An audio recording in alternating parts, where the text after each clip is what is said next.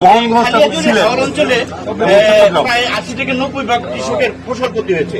আপনারা যে সরকারি যে ভর্তুকি দিচ্ছে সেটা কিন্তু অপ্রতুল, মানে অনেক কম মানুষ পাচ্ছে।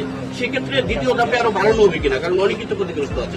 পাশাপাশি আমার এটার সাথে আমি আরো যুক্ত করতে চাই আমাদের কৃষকদের অনেক ক্ষতিগ্রস্ত কৃষকদের তালিকায় মানে একচুয়াল কৃষক যারা তাদের নাম আসে নাই, আবার আমরা এই ধরনের অভিযোগ পাচ্ছি। এই যে নতুন করে যে তালিকাটা হয়েছে এটা কি মানে বাতিল করে নতুন করে আবার করার কোনো পরিকল্পনা আছে আসলে এবং এই তালিকায় দেখা যাচ্ছে যে যারা মানে প্রকৃতপক্ষে ক্ষতিগ্রস্ত না তারাও তাদের নাম আসছে। আসলে এই তালিকাটা হয়েছে খুব অল্প সময়ের মধ্যে করতে হয়েছিল, কারণ সময়টা খুব সীমাবদ্ধতা ছিল। জুন মাসের মধ্যে দেওয়ার মাত্র ৭ থেকে ১০ দিন প্রশাসন সময় দিয়েছে। এর মধ্যে করছে কিছু ভুলভ্রান্তি হয়েছে, আমরা জানি। সেই যেগুলো ভুলভ্রান্তি আছে একই পরিবারের অনেকজন সেগুলো সব স্থগিত করা হয়েছে। ইতিমধ্যে আমি বিশেষ বা একজনের সাথে কথা বলেছি, সেগুলো যাতে স্থগিত করা হয়। আর ওই স্থগিতের অংশটুকের থেকে যেটা যারা পায় নাই তাদেরকে যারা দেওয়া, নতুন করে তালিকা করা এখন আর নতুনভাবে সম্ভব না।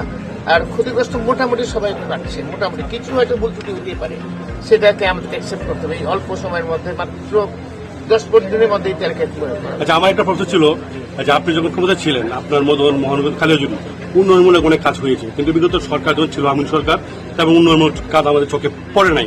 তো আপনি ক্ষমতা পাওয়ার পর আবার নতুন করে কি উন্নয়নমূলক কাজগুলো আপনার এলাকা করতে চান? ভাই, অতীতের কথা বলতে চাই না, দ্যাটস নট আওয়ার কনসার্ন। আমরা অতীত নিয়ে ঘাটতে চাই না, আমরা বর্তমানে ভবিষ্যৎ নিয়ে ঘাটতে চাই।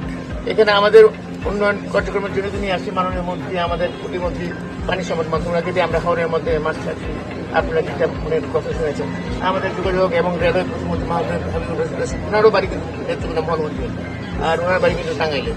তো ওনারা আসছেন, ওনার থেকে উন্নয়নের জন্যই তিনি আসছি, এবং ওনারা ইনশাল্লাহ তারা আল্লাহ রহমতে যে উন্নয়নের কাজগুলো যেগুলো বাকি আছে, যেগুলো এখনো হয়নি, সেগুলো প্রত্যেকটা ধাপে ধাপে ইনশাল্লাহ। আপনারা জানেন আমাদের অর্থনৈতিক অবস্থা খুব একটা খারাপ অবস্থা রেখে গেছে আমাদের আগের সরকার। সেই অবস্থা থেকে ধাপে ধাপে ধাপে ধাপে এখানে আমরা দেখবো ইকোনমিক ভাইবিলিটি। আপনি উড়ান সেতুর কথা বলেছেন, মানুষ যোগাযোগ উড়ান সেতুটা আমিও জানি, আমারও ডিমান্ড, কিন্তু ইকোনমিকের ভাইবিলিটি না থাকলে, যে ইনভেস্টমেন্ট প্লাস ভাইবিলিটি, এই দুটাকে যদি সমন্বয় না করা যায় তাহলে কিন্তু এটা তো দেশের মুসিবত আমরা নিজে নিজে ওই অনুযায়ী সবগুলো কাজ আমরা করছি।